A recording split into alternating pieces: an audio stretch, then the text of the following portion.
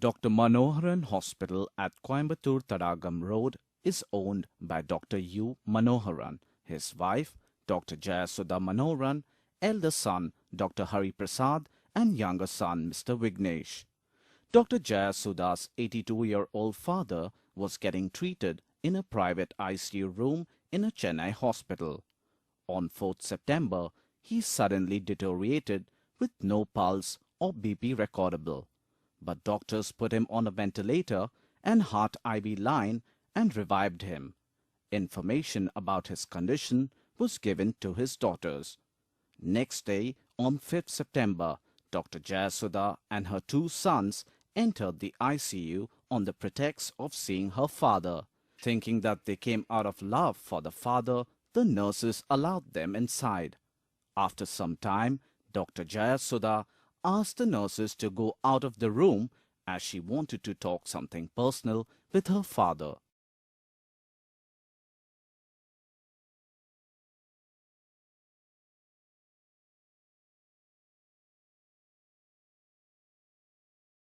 As soon as they went out, her son, Dr. Hari Prasad, took some blank documents from under his shirt.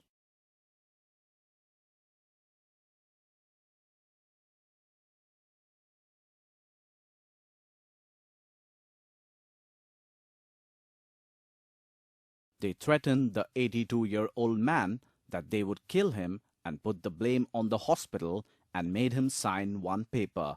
But when he refused to sign further, they took out an ink pad, caught his thumb and forced his thumb impression on all the documents. The young man did not care that it was his own grandfather and took part in the act.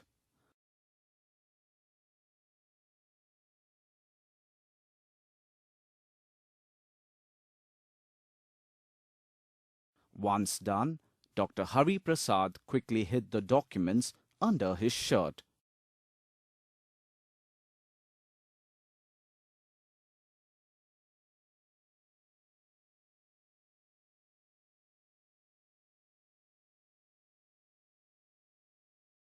Then Dr. Jayasudha pulled out some spirit and cotton from under her blouse and both doctors wiped the ink mark from his thumb.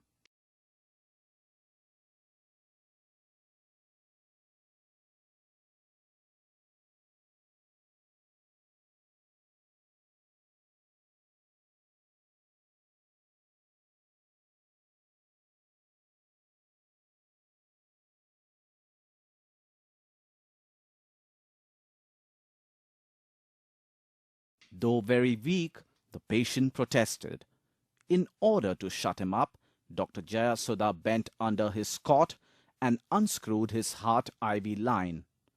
This caused her father to bleed out on the ICU floor while she sat in a chair and watched him bleed to death. The ICU nurse saw some documents through the glass door and rushed in with the duty doctor and the hospital AO. Dr. Hari Prasad tried to remove the patient's file from the ICU, but the DMO caught it. But in the confusion, Dr. Hari Prasad slowly slipped out of the ICU without anyone noticing. In this clip, you can see him going out of the hospital alone. Meanwhile, the patient protested to the DMO, but Dr. Jayasudha denied the whole thing. The father's blood continued to trickle to the floor drop by drop.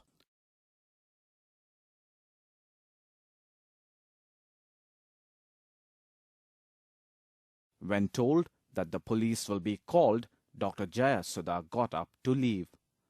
The disconnected IV line fell to the floor for all to see. She quickly picked it up and instead of trying to stop the bleeding, she tried to tuck it into the bed.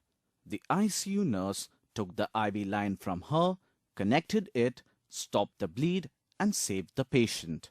As Dr. Jayasudha was walking out of the ICU, the hospital staff noticed the blood stain on her hands. She panicked that all saw the blood, called her son and ran out of the hospital before people could realize its implications.